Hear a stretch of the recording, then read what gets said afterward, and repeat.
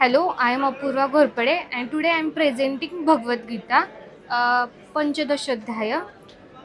श्री भगवान उवाच ऊर्ध्वमूलमदशाख पश ऊर्ध्वमूलमदशाख मश्वस्तं प्राहुरव्ययं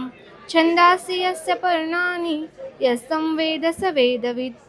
आदर्शचार्दं प्रस्तात्य शाखा गुणप्रवद्धा विषप्रवाला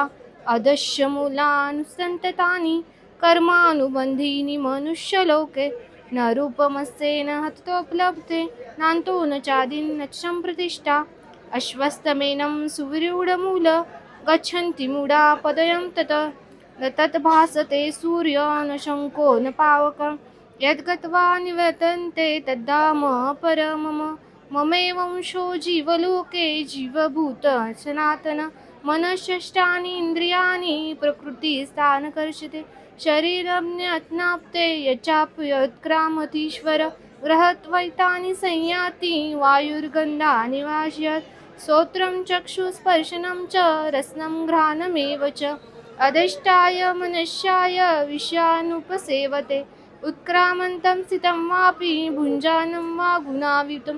विमूढानानुपश्यन्ति पश्यन्ति ज्ञानचक्षुषा यतन्तो योगिनश्चैन पश्यन्त्यात्वस्थितं यतन्तो मे कृतात्मानं नैनं पश्यन्ति चेतसा यथागत्य तत्तेजो जगद्भासतेऽखिलं यच्चन्द्रमासि यच्चाग्नो तत्तेजो विधिघा मामक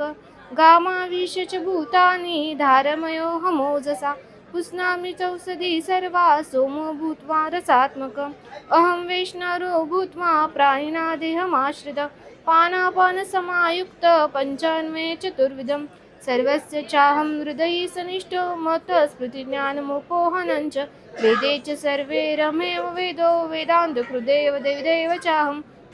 दाविमो पुरुषो लोके शरक्षाशर एव च सर सर्वाणि भूतानि कुटुक्षर उच्यते उत्तमः पुरुषोत्तमे परमात्मे दुतायहत यो लोकत्रमाविश्य बिभर्ते ईश्वर यस्मात्क्षरमतीतोऽहमक्षरादपि च्युतम् अतिस्मो लोके वेदे च प्रार्थित पुरुषोत्तम यो मामे सम्माडो जानाति पुरुषोत्तम